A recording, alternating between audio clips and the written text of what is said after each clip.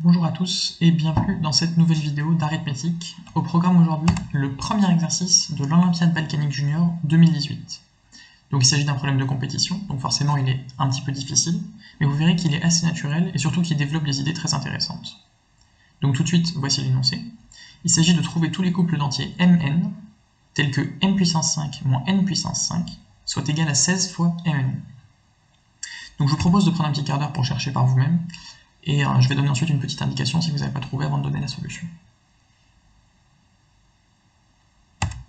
Donc voici mon indication. Je vous propose de faire des inégalités. C'est quelque chose qui peut être assez naturel. Dès qu'on a une divisibilité, en fait on a une égalité. Donc je vous laisse chercher un petit peu avec ça, et je vais donner bientôt une solution.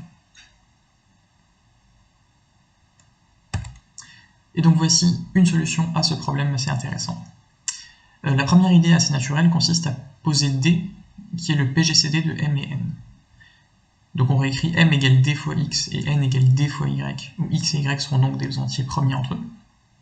Et donc l'équation se réécrit D au cube fois X puissance 5 moins Y puissance 5 égale 16 fois XY, une fois qu'on a divisé par D au carré, qui sort des deux côtés.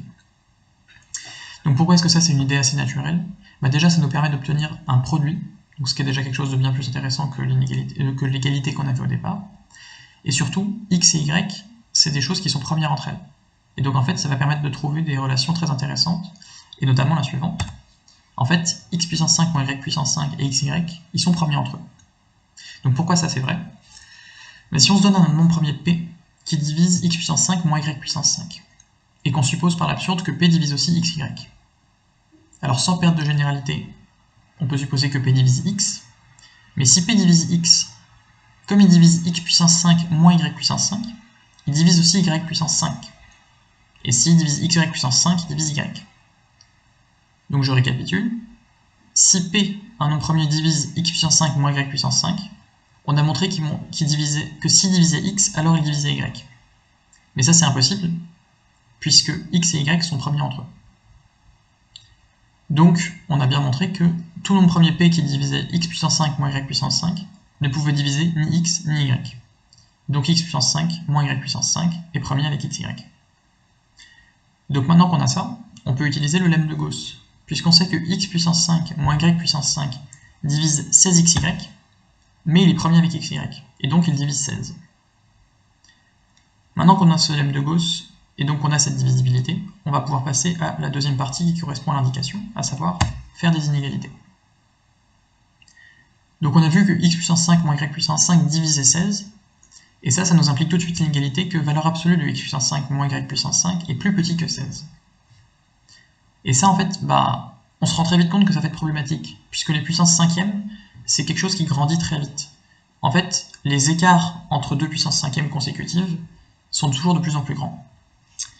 Donc si on veut écrire ça de manière un peu plus formelle, en fait, dès que le module de x va être plus grand que 2, déjà, on sait que x ne peut pas être égal à plus ou moins y, puisqu'ils sont premiers entre eux. Et donc, x et lui-même ne sont jamais premiers entre eux quand x est de module plus grand que 2. Et donc, en fait, la valeur absolue de x puissance 5 moins y puissance 5, ça va toujours être plus grand que 31. Parce que 31, c'est 32 moins 1. Donc c'est 2 puissance 5 moins 1 puissance 5. Et en fait, on voit que les puissances cinquièmes sont toujours de plus en plus espacées. Donc elles seront au moins aussi espacées que 2 puissance 5 moins 1 puissance 5, qui vaut 31. Et donc, si le module de x ou le module de y est plus grand que 2, on a une contradiction. En particulier, on sait que le module de x et le module de y sont tous les deux plus petits que 1. Donc en fait, on n'a plus qu'à traiter les petits cas. Et les petits cas, on peut les traiter de manière assez rapide, de la manière qui suit. Donc déjà, je vous rappelle l'égalité qu'on avait, qu'on cherchait à résoudre, qui est d au cube fois x puissance 5 moins y puissance 5 égale 16xy. Donc déjà, on voit que si l'un des deux, si par exemple x est nul, xy est nul, donc le membre de gauche doit être nul aussi, donc y doit être nul aussi. Et la réciproque de ça, de manière équivalente dans l'autre sens, si x est égal à y, alors le membre de gauche est nul cette fois, donc le membre de droite doit être nul aussi, donc x et y doivent être tous les deux nuls. Donc autrement dit, on a la solution 0, 0, mais c'est la seule qui correspond au cas où l'un des deux est nul, et au cas où les deux sont égaux. Et donc en fait, les deux seuls cas qui nous restent à traiter, c'est -1, 1 et 1, -1. Et là, on voit que moins 1, 1, ça convient, puisque ça nous donne, pour d égale 2, 8 fois 1 plus 1 égale 16, est égal à 16. Et donc, on a trouvé les deux solutions 0, 0 et moins 1, 1 fois 2, parce qu'il faut multiplier par le PGCD, on n'oublie pas. Et donc, on a bien les deux solutions 0, 0 et moins de 2. Et donc, en fait, c'est les seules solutions à cet exercice.